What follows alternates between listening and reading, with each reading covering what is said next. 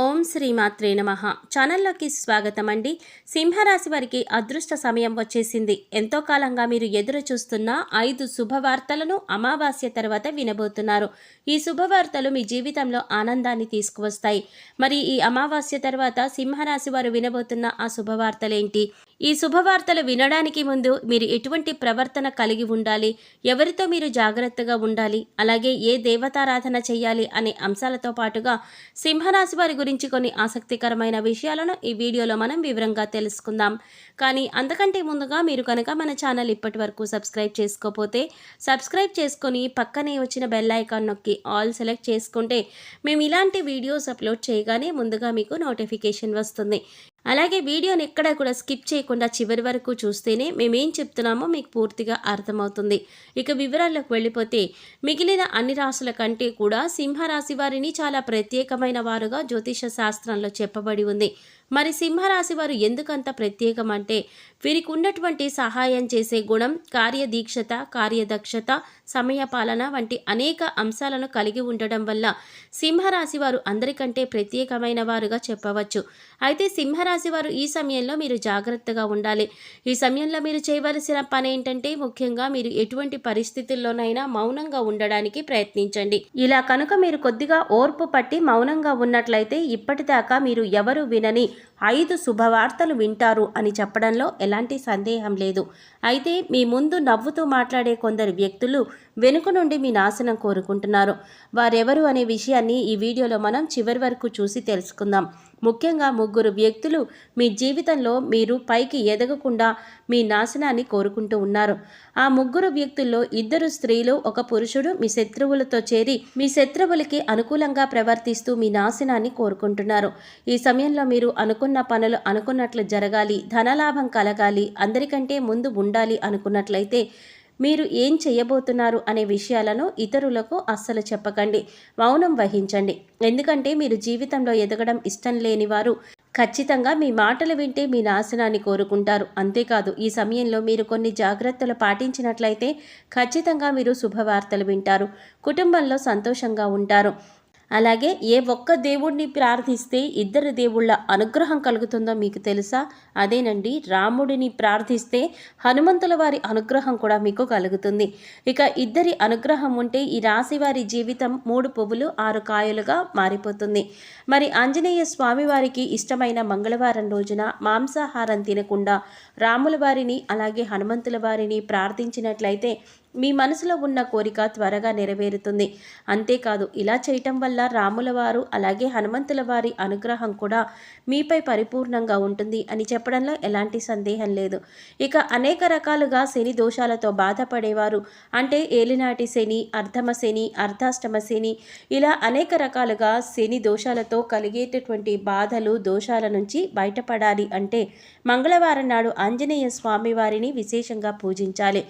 మరి ఇటువంటి పూజ చేసేటప్పుడు మాంసాహారం తినకుండా చేస్తే విశేషమైన ఫలితాన్ని పొందుతారని పండితులు చెబుతున్నారు. ముఖ్యంగా ఉదయాన్నే, అంటే భోజనం చేయటానికి ముందే పూజ ముగించుకుంటే మంచిదని తెలియజేస్తున్నారు. ఈ వీడియో మీరు చివరి వరకు చూస్తేనే మీరు చేయకూడని తప్పులతో పాటు ఏ వ్యక్తులతో మీరు దూరంగా ఉండాలి అనే అంశాలు మీకు వివరంగా తెలుస్తాయి. అలాగే వీడియో నచ్చినట్లయితే లైక్ చేసి మన ఛానల్ సబ్స్క్రైబ్ చేసుకోవడం మాత్రం మర్చిపోకండి. ఇక 2వ తప్పు మీరు చేయకూడనిది ఏంటి అంటే మీరు కోపాన్ని అదుపులో ఉంచుకోవాలి. అలాగే కోపంలో ఉన్నప్పుడు ఎదుటివారిని ఎంత మాట పడితే అంత మాట అనకూడదు. అలాగే ఎదుటివారిని దూషించకూడదు. ముఖ్యంగా మీ దగ్గర లేని వ్యక్తి గురించి ఎదుటివారితో నెగిటివ్గా చెప్పకూడదు. అలాగే వాడకూడని పదాలు వాడుతూ ఎదుటివారిని దూషించడం కూడా మానుకోవాలి. ఎప్పుడైతే మీరు వాడకూడని పదాలు వాడతారో అది ఇంట్లో కానీ, మీరు పనిచేసే సంస్థల్లో కానీ, ఇరుగు పొరుగు వారితో కానీ ఎక్కడైనా సరే ఇటువంటి పదాలు వాడినప్పుడు లక్ష్మీదేవికి ఆగ్రహం కలుగుతుంది, మిమ్మల్ని వదిలి వెళ్ళిపోతుంది. అప్పుడు మీరు పేదరికం అనుభవించవలసి వస్తుంది. ప్రత్యేకించి ఈ సమయంలో మౌనంగా ఉండాలి. ఈ జాగ్రత్తలు తీసుకుంటే కనుక ఈ రాశివారు ఈ సమయంలో శుభవార్తలు ఖచ్చితంగా వింటారు. మీరు అనుకున్న పనుల్లో విజయాన్ని కూడా సాధిస్తారు. మిమ్మల్ని ఎవరైనా రెచ్చగొట్టినా సరే, అనకూడని మాటలు అని మిమ్మల్ని ఆవేశపరిచినా కూడా మీరు ఈ సమయంలో మౌనంగా ఉండడం వల్ల అనేక ప్రయోజనాలను పొందుతారు అనడంలో ఎలాంటి సందేహం లేదు. కొద్దిగా ఓర్పు వహించినట్లయితే కనుక జీవితంలో మీరు శుభవార్తలు వింటారు. అంతేకాదు మీరు జాగ్రత్తగా ఉండవలసిన ఇంకొక అంశం ఏంటంటే, అందరినీ నమ్మి మీరు డబ్బును అప్పుగా ఇచ్చినట్లయితే కనుక మీకు డబ్బు తిరిగి వచ్చే అవకాశాలు చాలా తక్కువగా ఉంటాయి.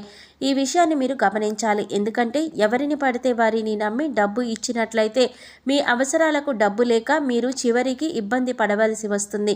మనకి ఉన్నంతలో దానం చేయడం, హెల్ప్ చేయడం తప్పు కాదు. కాకపోతే మనం చేయలేని సహాయాన్ని కూడా మన భుజాల మీద వేసుకుని చేయటం వల్ల మీరు చిక్కుల్లో పడే అవకాశం ఉంటుంది. ఈ విషయాన్ని మీరు గమనించాలి.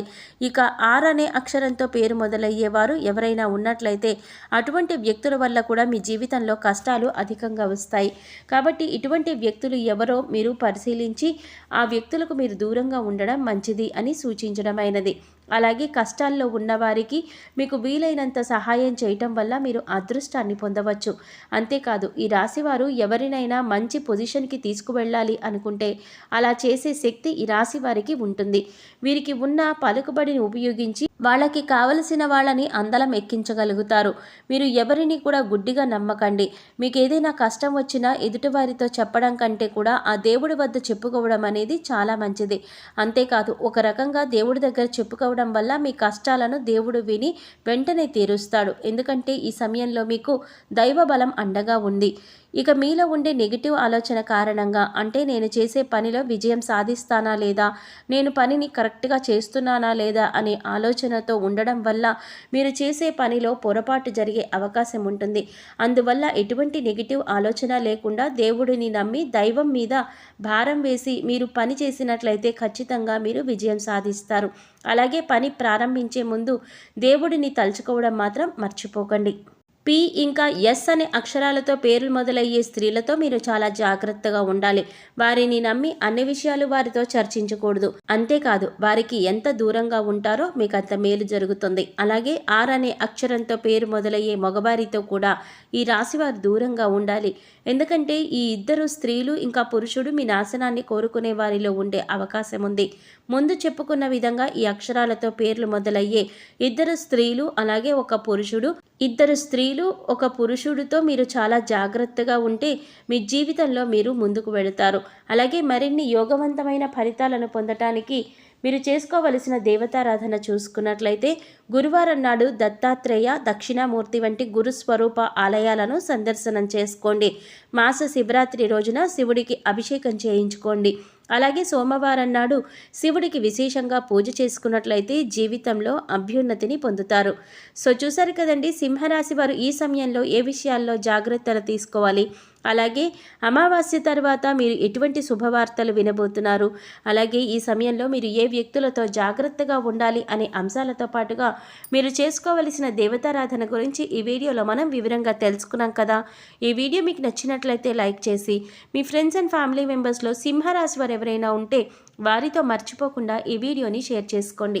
అలాగే ఇప్పటి వరకు మన ఛానల్ కనుక సబ్స్క్రైబ్ చేసుకోకపోతే సబ్స్క్రైబ్ చేసుకొని పక్కనే వచ్చిన బెల్ ఐకాన్ నొక్కి ఆల్ సెలెక్ట్ చేసుకుంటే మేము ఇలాంటి వీడియోస్ అప్లోడ్ చేయగానే ముందుగా మీకు నోటిఫికేషన్ వస్తుంది. మరో చక్కటి వీడియోతో మళ్ళీ కలుద్దామండి. ఓం శ్రీమాత్రే నమః.